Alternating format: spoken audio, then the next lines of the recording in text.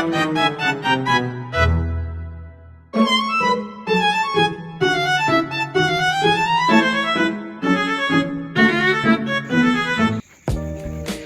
semuanya, perkenalkan nama saya Putu Jaya Saputra, nomor absen 16 dari kelas A pemasaran pagi dengan NIM 2306100146. Di video kali ini saya akan menjawab pertanyaan UAS dari mata kuliah komunikasi bisnis secara lisan. Untuk pertanyaan yang pertama, berikut adalah sebuah contoh pesan bisnis yang ditujukan pada pelanggan. Dari isi pesannya adalah, kepada yang terhormat pelanggan, kami minta maaf karena pengiriman Anda telat. Itu karena ada kesalahan di gudang, kami akan kirim ulang minggu depan. Terima kasih dari tim kami. Tugas saya adalah melakukan revisi lengkap terhadap pesan tersebut agar menjadi lebih profesional, sopan, jelas, dan persuasif. Adapun petunjuknya, yang pertama adalah gunakan struktur pesan yang baik, gunakan bahasa yang profesional dan sopan. Yang ketiga adalah tambahkan empati, kejelasan waktu, dan etikat baik. Baik, untuk jawaban dari saya, untuk revisinya saya akan tampilkan seperti ini.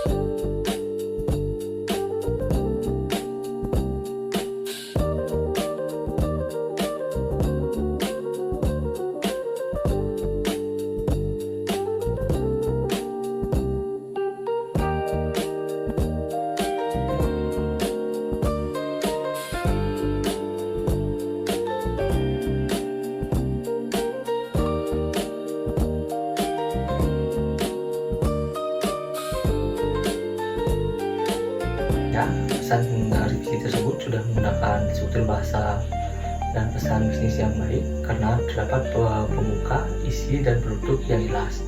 Bahasa yang digunakan pun juga lebih sopan, profesional, serta menunjukkan empati kepada pelanggan. Selain itu, terdapat kejelasan waktu pengiriman dan etikat baik perusahaan untuk mempertahankan kepercayaan dari pelanggan. Pertanyaan yang kedua, dalam konteks bisnis internasional, komunikasi antar budaya sangat krusial. Analisis bagaimana perbedaan budaya antar Indonesia dan Jepang dapat mempengaruhi komunikasi bisnis, baik verbal maupun non-verbal. Berikan dua contoh situasi dan solusi strategis untuk menghindari miskomunikasi.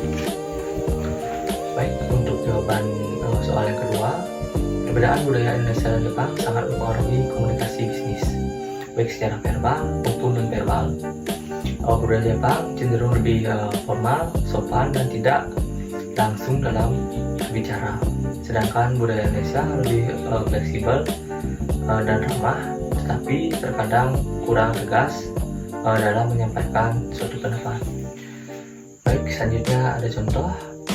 Contoh pertama adalah dalam rapat bisnis, orang Jepang biasanya lebih banyak diam dan mendengarkan sebelum memberikan pendapat.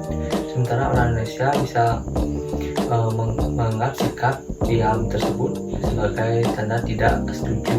Padahal dalam budaya Jepang, diam adalah bentuk menghormati dari seorang pembicara. Baik, selanjutnya contoh yang kedua, dalam penggunaan bahasa tubuh, orang Jepang sangat menjaga sopan, santun, serta membungkuk saat memberikan salam. Jika orang Indonesia terlalu santai serta kurang formal, hal tersebut bisa dianggap kurang menghargai. Selanjutnya, strategi untuk menghindari miskomunikasi adalah dengan cara mempelajari budaya mitra bisnis sebelum melakukan kerjasama. Selain itu, penting menggunakan bahasa yang sopan, menghormati etika bisnis negara lain, dan memperhatikan komunikasi non-verbal agar hubungan bisnis berjalan dengan baik.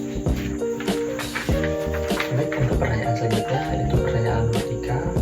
Pertanyaannya adalah, buat contoh email bisnis profesional pada klien yang sedang mengeluhkan keterlambatan pengiriman produk.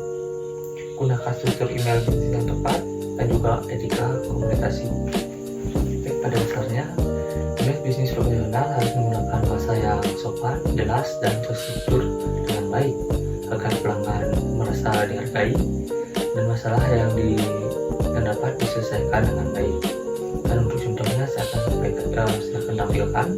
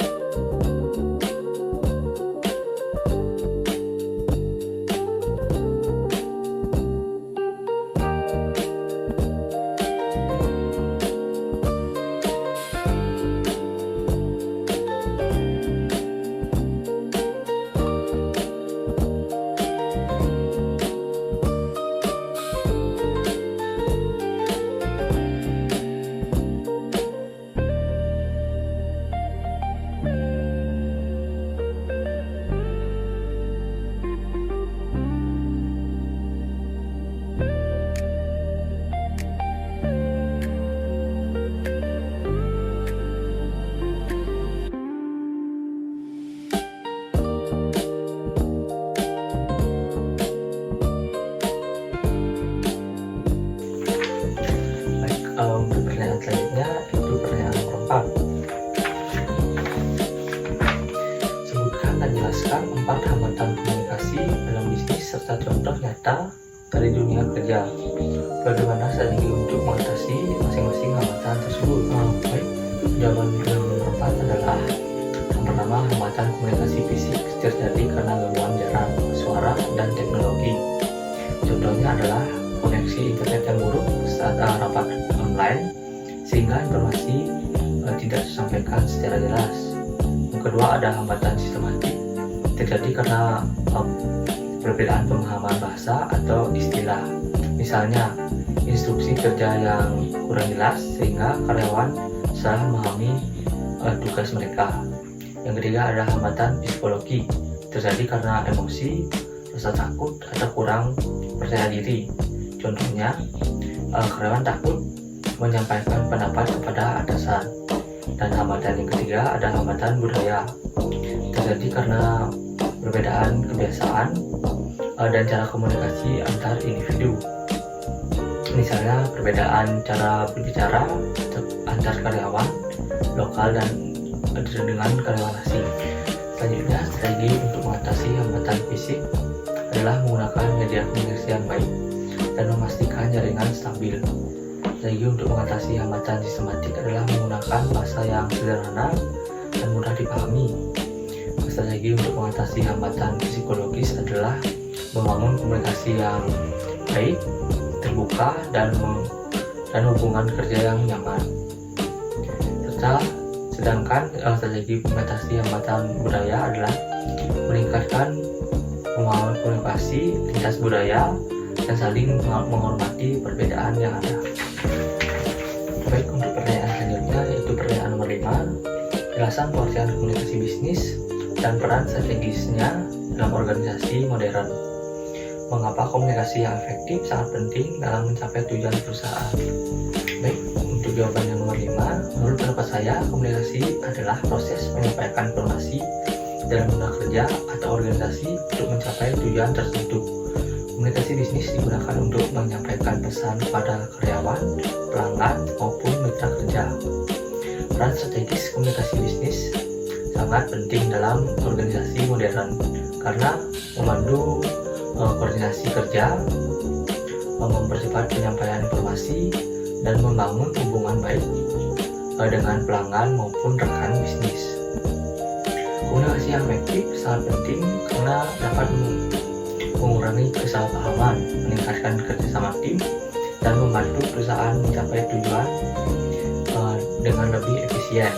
Jika komunikasi berjalan dengan baik, maka produktivitas dan citra perusahaan juga akan meningkat dan makin baik. Baik, sekian video dari saya. Untuk tugas UAS menjawab secara lisannya, saya ucapkan terima kasih.